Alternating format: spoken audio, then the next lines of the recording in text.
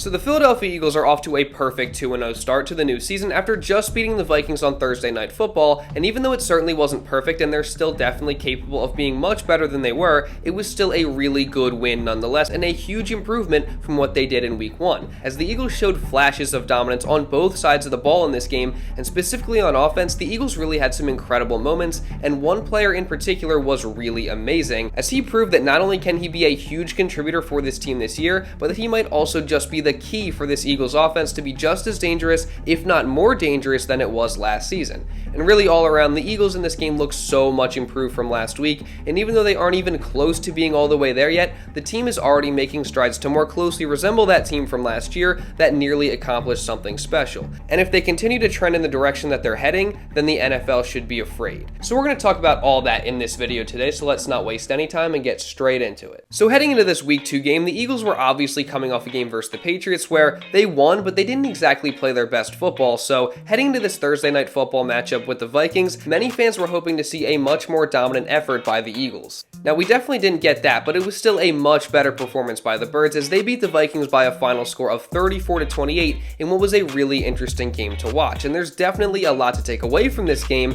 and plenty of reasons to be optimistic about the direction that this team is heading moving forward. I mean, there's no doubt that they're trending in the right direction, and if they continue to get better as the season goes on, then no team in the NFL is going to want to play the Philadelphia Eagles. So let's start off with the defense in this game, because I think that between the offense and the defense is definitely farther ahead at this point, and last night versus the Vikings, they played pretty well. And no, it wasn't perfect in the slightest. They did give up 28 points, and especially at the end there when they had a 2-score lead, I thought that they kind of got conservative and played too far backed off a little bit. They played a lot of soft coverages at the end of that game that allowed the Vikings to just kind of march down the field and get some easy points at the end that made the score a little closer than what it probably should have been. And also, if you just look at the stat sheet, Kirk Cousins threw for over 300 yards and 4 touchdowns, and Justin Jefferson had a really good day as he caught 11 balls for 159 yards, so not a dominating performance by the defense in any stretch of the imagination. If you also want to keep looking at the stat sheet, you'll also realize that the Vikings could not get anything going on the ground as they had just 28 rushing yards for the entire game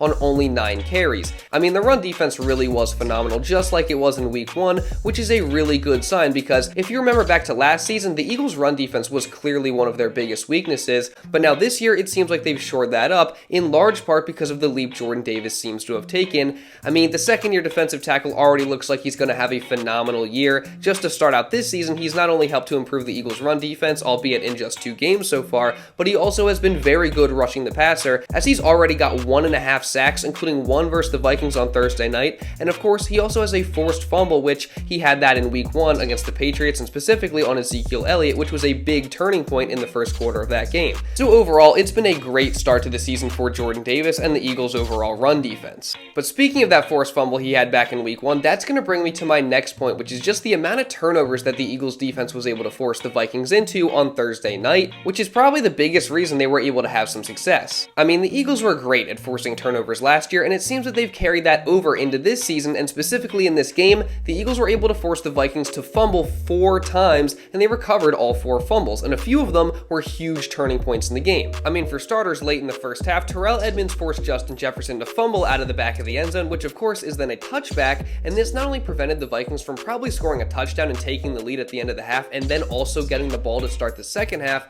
but it also allowed the Eagles to go down the field and get some points right before the half by means of a Jake Elliott 61-yard field goal. Which, by the way, huge shout out to Jake. He's now become the 5th kicker in NFL history with multiple 61-plus yard field goals in his career. I mean, this dude's clearly one of the best kickers in the game, and he deserves recognition for it. But going back to that fumble, that was a huge turning point in the game. And then another turning point came on the first drive of the second half, as on just the second play, Josh Sweat got around the edge to force a fumble on Kirk Cousins, and Fletcher Cox recovered it, which then set the offense up in great position to score a touchdown, which they did. And don't worry, we're going to get to the offense in just a minute, but staying with the defense, those turnovers that they caused were probably the main reason that the Eagles won, if we're being honest. And early in the game, when the Eagles offense was really struggling, the defense was what kept them in the game. I mean, that's what kept them in the lead, so I'd say it was a really good performance by the defense, all things considered, because you do have to consider just how banged up the defense is right now. I mean, heading into the game, they were already missing a ton of the starters, and that played a big role in some of the plays that they ended up giving up. I mean, Josh Jobe, the team's #1 backup cornerback who got the start with James Bradbury dealing with a concussion,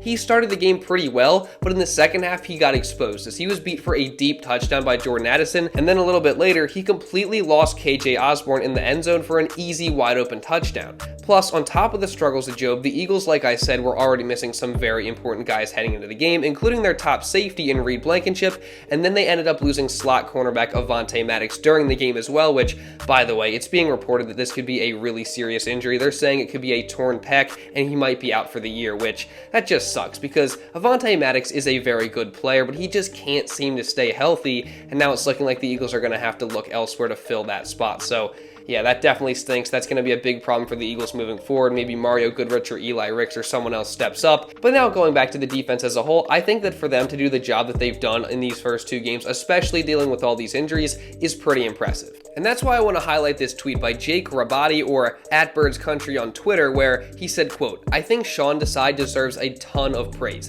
The Eagles defense is so banged up, and he did all he could to mask those injuries. He has a serious case for team MVP through 2 weeks. He's adjusted accordingly both weeks, and it's helped the team." And I do think that this is a pretty fair statement. I mean, we gotta appreciate what Sean Desai has been able to do. I mean, like the tweet said, he's dealt with all these injuries and still led the defense to 2 solid performances, and I also think he has adjusted well. In this game specifically, I think we saw the corners pressed up more than in the last game, which I think was effective and helped the pass rush a good amount. And sure, again, there are things that I didn't like. I don't like how they got conservative out there at the end for a couple straight possessions, allowing the Vikings to get 2 easy touchdowns at the end of the game. But overall, I'm really happy with how this defense and Sean Desai have looked over these first 2 games, especially dealing with all these injuries. But now we gotta talk about the offensive side of the ball, because perhaps the story of the game was the performance of one player, as he absolutely went off on Thursday, and I think that he proved he might just be the key to helping this Eagles offense be among the elite once again this season. So we're going to talk about that in just a minute, but real quick before we do that, I just want to say, if you are enjoying this video and want to see others like it coming in the future, make sure you subscribe to the channel. Around 80% of the people that watch these videos are not subscribed. If you're one of those people, you've been consistently watching the videos, you're enjoying them, and you love the Philadelphia Eagles, and you don't want to miss any videos coming in the future, make sure you subscribe and turn on notifications. I think that's a win-win for the both of us. Now, with that being said, let's get back into the video. So to start this game, the offense really did struggle, which kind of carried over from the week before. I mean, all throughout the first half, they struggled to move the ball. The play calling was bad once again, and Jalen Hurts, he didn't look that great, and he also threw an interception in the first quarter on a 3rd and long on what was just a poor decision. I mean, he threw it to Devontae Smith in double coverage, which again, I mean, that was a bad decision by Hurts, don't get me wrong, but I think the main reason that the offense struggled early in the game was because of the boring and predictable play calls coming from Brian Johnson, the offensive coordinator, and that's something that even after the offense got it going a little bit, that was still a problem at times. So that's definitely a work in progress and something the Eagles are going to have to fix moving forward. But the offense certainly did get it going late in the second quarter, and it carried on throughout the rest of the game. And they were able to get it going because they decided to commit to the running game, as they ended up running it a total of 48 times in this game for a grand total of 259 yards, which really helped them control the clock and time of possession. And in the second half, it also really helped the pass game to be more effective, as Jalen Hurts in the second half was much better. He looked sharper, a little quicker in making decisions, and he just didn't make many mistakes. And a lot of it has to do with the fact that, again, the running game worked so well, and it opened other things up. And then someone else I do want to spotlight before we get to the real star of this game is Devontae Smith, who had 4 catches for 131 yards and a touchdown, and he also had 2 catches of 53 or more yards, and he's the first Eagles receiver to have 2 of those in one game since Deshaun Jackson did it 13 years ago. So it was really a great game for Devontae Smith. But again, a lot of the reason the passing offense opened up a little bit in the second half was because of the running game, and mainly because of what running back DeAndre Swift was able to do, as he was the real star of this game. He was just unstoppable. I mean, this was probably one of the best performances by an Eagles running back that I've ever seen live since I started watching football. I mean, it might have even been the best, as he ran the ball a whopping 28 times for a total of 175 yards and a touchdown. And really, from the second the Eagles decided to start feeding him the football, it seemed like things really turned around for the offense. I mean, he completely changed the game. His vision was great. He showed off some nice patience, and then when the hole opened up, he just turned it on and burst through it. His speed looked excellent. His elusiveness really jumped out to me. I mean, this dude's just so shifty, and he's willing to take what's there as well. I mean, at least in this game, he wasn't trying to do too much and bounce stuff outside. He was just taking what the defense gave him, and it was working really well. So I think Swift definitely proved that he needs to be the running back number 1 for this team moving forward. I do like Kenneth Gainwell. I think he's a solid player, and I'd like to see him be mixed in there with Swift, maybe get around 7 to 10 touches per game. But Swift, no doubt, has to be the main guy, especially after this performance. He's 100% earned it, and it seems as if everyone, from the fans to his coaches and his teammates, were really excited by his performance. That was pretty good, huh? It was pretty good. Yeah, he just showed a vision, explosiveness. He's a great talent, a great player, great person and teammate. He took advantage of the opportunity he had and had a career day. I don't know if he's ever rushed for a 175, but that's a hell of a job, and we needed it from him. I actually have no idea how many yards he got. I only know one touchdown that he got. 170. That guy owes us a dinner. I had no idea. Oh, he's amazing, man. He a bad. I mean, dude, what a night it was for DeAndre Swift. I think Swift's performance last night shows you how lethal this offense can be when the run game really gets going. I mean, obviously he's not going to have 175 rushing yards every night, but if Swift consistently touches the ball, he's going to be effective with it. And again, when the run game gets going, the rest of the offense gets going. The pass game becomes more effective. You can run RPOs and play action much more effectively. And again, this offense is not a finished product. There's still a lot of room to grow. And at times last night, it did struggle, like I said. I mean, I still didn't really like the play calling, but at the end of the day, they were able to put up 34 points, and their potential is so much higher than what they've even showed up to this point, and I think that that's what makes this offense so scary. I mean, they just have so much talent, and even right now, when it's early in the season, and they're trying to find their identity, and the play calling needs improvement, and Jalen Hurts isn't playing up to his full potential yet, although, to be fair, last night, I do think he pretty much just did his job, and aside from that one pick, he didn't make too many mistakes, but even still, as they have these growing pains, they still found ways to dominate at times and have success,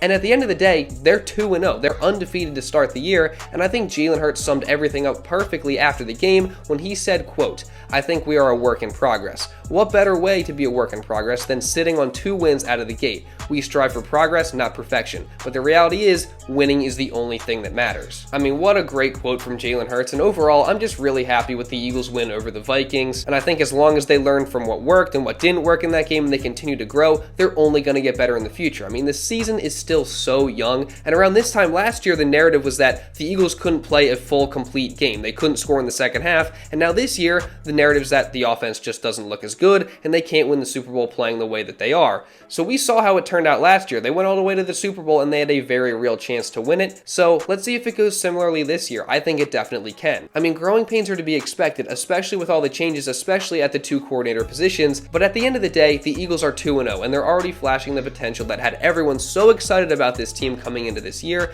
and things will only get better from this point. But with all that being said, what do you guys think? What do you make of the Eagles' Week 2 win over the Vikings? I will say for myself, there is one thing that I'm a little bit concerned about, and that's with all the injuries. I mean, I feel like they're already a lot more banged up at this point, just 2 weeks into the season, than they were all of last year. So hopefully this isn't something that continues to become a theme throughout the rest of this season, and we can just remain relatively healthy throughout the rest of the course of the year. But you know, hopefully we're able to deal with the injuries we got now, and then we got 11 days now to get ready for Monday Night Football in Week 3, so hopefully we'll be okay moving forward. But what are your guys' thoughts on the injuries that the Eagles are currently dealing with, specifically Maddox's, which seems like it's serious? Let me know your thoughts down in the comments. And also, if you did enjoy this video and want to see others like it coming in the future, make sure you subscribe. Also, drop a like on this video to show some support, and if you want to watch another Eagles video, you should go watch this one right here. Now, with all that being said, that's pretty much all I got for this one, guys, so thank you all so much for watching, and I'll see you in the next video.